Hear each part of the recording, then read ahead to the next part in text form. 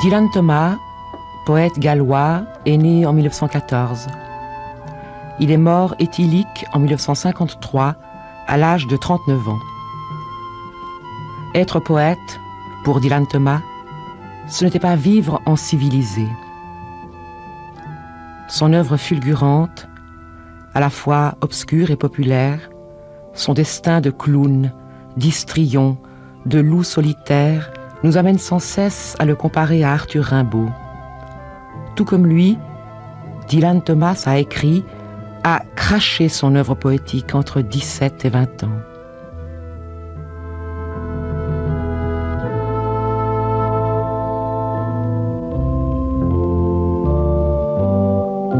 Passant de la poésie à la prose, puis au théâtre, il ne cessera jamais de ressasser ce qui le hante, l'obsession de la mort, le mystère de la naissance, la nostalgie de l'enfance, un vacillement perpétuel entre l'extase et l'horreur du sexe.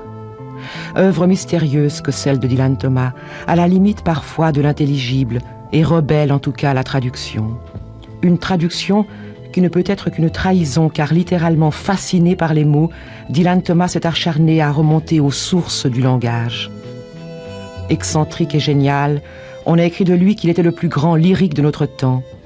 Il était l'objet d'un véritable culte de la part de la jeunesse anglo-saxonne, mais il est mort ivre et replié sur son mystère. Écoutons sa voix. It was my 30th year to heaven, woke to my hearing from harbour and neighbourwood, and the mussel pooled and the heron priested shore. The morning beckon with water praying and call of seagull and rook, and the knock of sailing boats on the net-webbed wall. Myself to set foot that second in the still sleeping town and set forth. My birthday began with the water birds, and the birds of the winged trees flying my name above the farms and the white horses. And I rose in rainy autumn and walked abroad in a shower of all my days. High tide and the heron dived when I took the road over the border, and the gates of the town closed as the town awoke.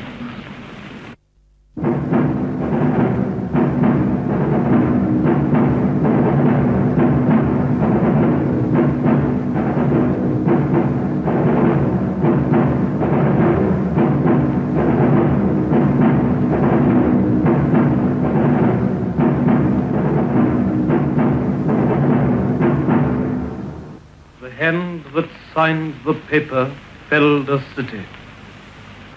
5 sovereign fingers taxed the breath, doubled the globe of dead, and halved a country. These 5 kings did a king to death. The mighty hand leads to a sloping shoulder. The finger joints are cramped with chalk. A goose's quill has put an end to murder that put an end to talk. The hand that signed the treaty bred the fever, and famine grew, and locusts came. Great is the hand that holds dominion over men by a scribbled name. The 5 kings count the dead, but do not soften the crusted wound, nor pat the brow. A hand rules pity as a hand rules heaven. Hands have no tears to flow.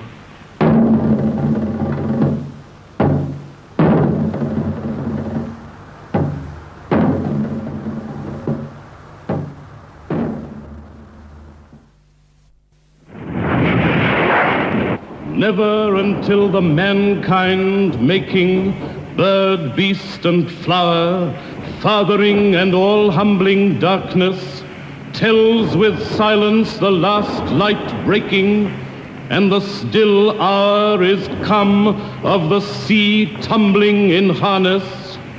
and I must enter again the round Zion of the water bead and the synagogue of the ear of corn. Shall I let pray the shadow of a sound, or sow my salt seed in the least valley of sackcloth to mourn the majesty and burning of the child's death? I shall not murder the mankind of her going with a grave truth, nor blaspheme down the stations of the breath with any further elegy of innocence and youth. Deep with the first dead lies London's daughter, robed in the long friends, the grains beyond age, the dark veins of her mother, secret by the unmourning water of the riding Thames. After the first death, there is no other. A springful of larks and a rolling cloud, and the roadside bushes brimming with whistling blackbirds, and the sun of October summery on the hill's shoulder. Here were fond climates and sweet singers suddenly come in the morning, where I wandered and listened to the rain-ringing wind blow cold in the wood far away under me. Pale rain over the dwindling harbor, and over the sea-wet church the size of a snail with its horns through mist, and the castle brown as owls.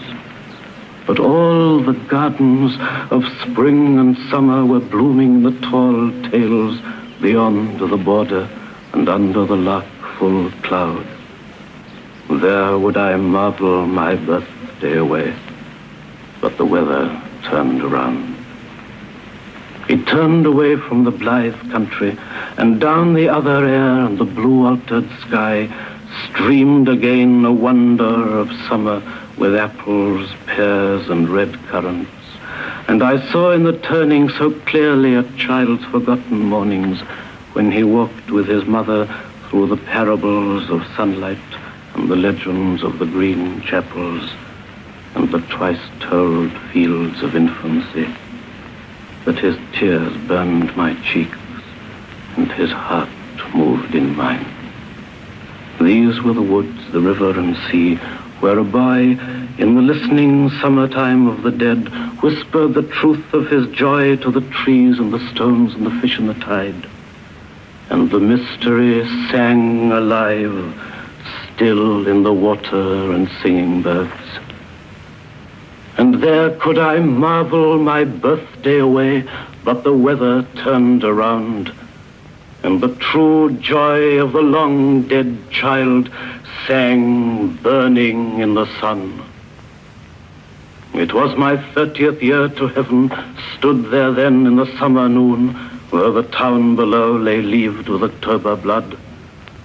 Oh, may my heart's truth still be sung on this high hill in a year's turning.